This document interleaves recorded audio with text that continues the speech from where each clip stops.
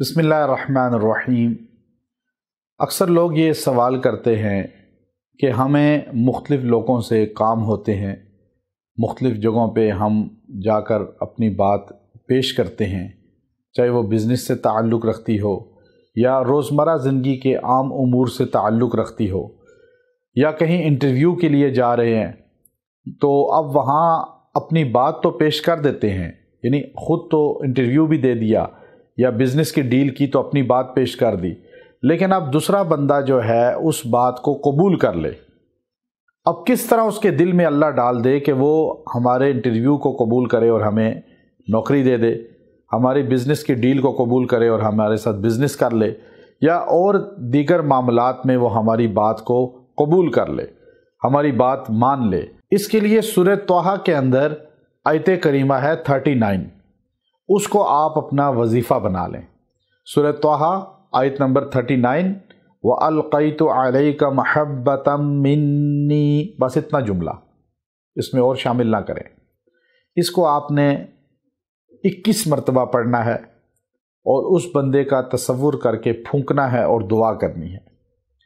آپ 11 دن یہ عمل کریں، اللہ تبارک و تعالی آپ کی محبت اس کے قلب میں ڈال کر اس کو آپ کی بات قبول کرنے والا بنا دے گا۔ آپ جو اس سے بات چاہ رہے ہیں اللہ اس کے دل میں خود ڈالے گا اور وہی بات وہ کرے گا جو آپ چاہ رہے ہیں۔ اور ہم نے بارہا اس چیز کو آزمایا کہ بات کرتے ہوئے رک کر تھوڑی دیر پڑھ کے اس پہ ایک بار پھونک دیں، وہ فوراً آپ کی طرف متوجہ ہو جائے گا، اور بعد میں آپ پڑھ کے دعا کر لیں، اس کے دل میں وہی چیز آئے گی جو آپ چاہ رہے ہیں، اور وہ آپ کی طرف متوجہ ہو کر اور آپ کی طرف راغب ہو کر آپ کی بات کو فوراً ایکسیپٹ کرے گا اور آپ کا انشاءاللہ مسئلہ حل ہو جائے گا۔ چونکہ قرآن حکیم کے اندر اللہ تبارک و تعالی نے ہر چیز کا حل رکھا ہے، اس کی آیات کو اللہ نے ہر انداز میں شفا یاب بنایا ہے۔ انسان کی مشکلات کا حل قرآن میں، انسان کی بیماریوں کا علاج قرآن میں، تو آپ اس آیت کریمہ کو کثرت سے پڑھا کریں، آپ کا وظیفہ حیات بن جائے گا۔ پھر آپ اس کو آزماتے جائیں اور اس کو دیکھتے جائیں اللہ اس کو کتنا پرتاثیر کرتے ہیں۔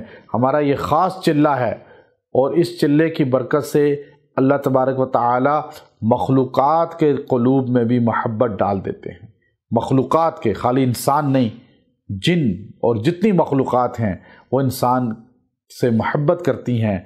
اس چلے کو صحیح طریقہ سے کرنے والا کبھی دنیا میں ایسا نہیں ہو سکتا کہ اس کو پستی ملے، عزت اس کا خاصا بن جاتا ہے۔ وآخر دعوانا الحمد للہ رب العالمین۔